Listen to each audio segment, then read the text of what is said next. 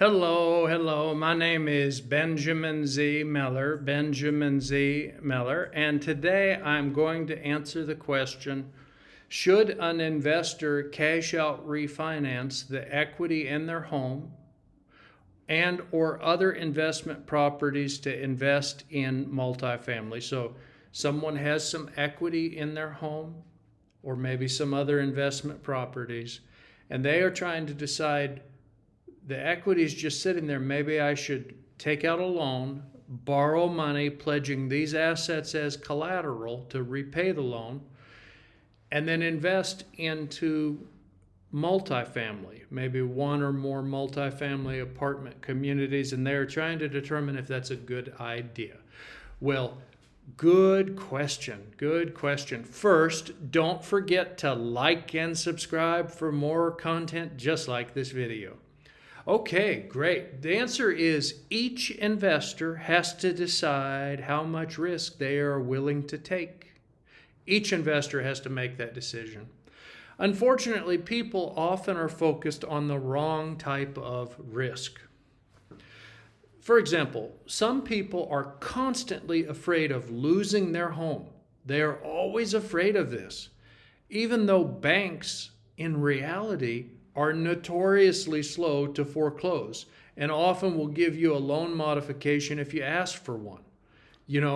I have seen examples of people going a year without making a payment on a bank mortgage. Now, I'm not suggesting you do that. I've known people that have actually gone 5 years, 10 years. These are just people I've met in the course of business. You would think that couldn't happen, but it does happen through legal process and modifications. If you get the wrong bank on the wrong day, the wrong banker, maybe you could lose your home.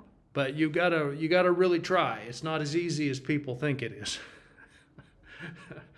I'm joking. I'm not actually suggesting you don't make your payments. Some people are afraid of this, and it's understandable. And I'm not saying that's a bad thing. I'm just trying to make you aware of what I have seen.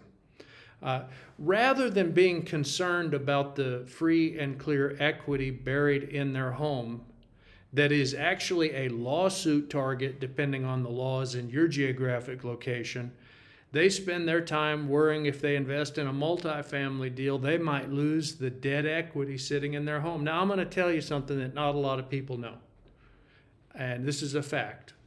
There are lawyers in this world that what they will do is they will look around for free and clear assets. They'll actually do a search of where are some free and clear assets. And then when they identify free and clear assets, they will try to think of a way to find a client that can initiate a lawsuit. Now, I'm not saying that's permitted by the Bar Association. I'm just telling you that there are lawyers that are like that. So you having a free and clear asset, it may not be such a smart idea. In a way, debt on it can fend off a lot of lawsuits when they look and they see, hey, there's no equity there. I'm not going to sue it. I'm not suggesting you do that. I'm just giving you something to think about. So rather than being concerned about your free and clear asset and losing it to a bank, if you're the type of person, here's the real answer. If you're the type of person that is very careful and conservative, you probably would have too much stress to do this, and it might be better to just avoid it if it raises your risk of a heart attack. You don't want to stress yourself out so much you have a heart attack. If you're that personality type, don't try this. Now, on the other hand, if you're the type of person that's willing to tolerate risks, and you would not have a panic attack if you lost your house.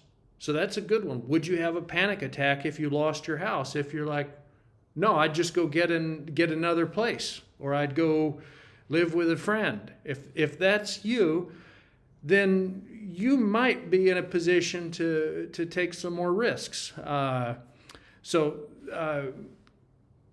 It certainly would be more profitable if you were to successfully extract as much debt equity sitting in your house and put it to work making investments in various limited partnership deals offered by different sponsors. I would suggest doing more than one sponsor. That way you pick 2 or 3 or 4 good sponsors. A sponsor is someone that has experience with these sorts of deals.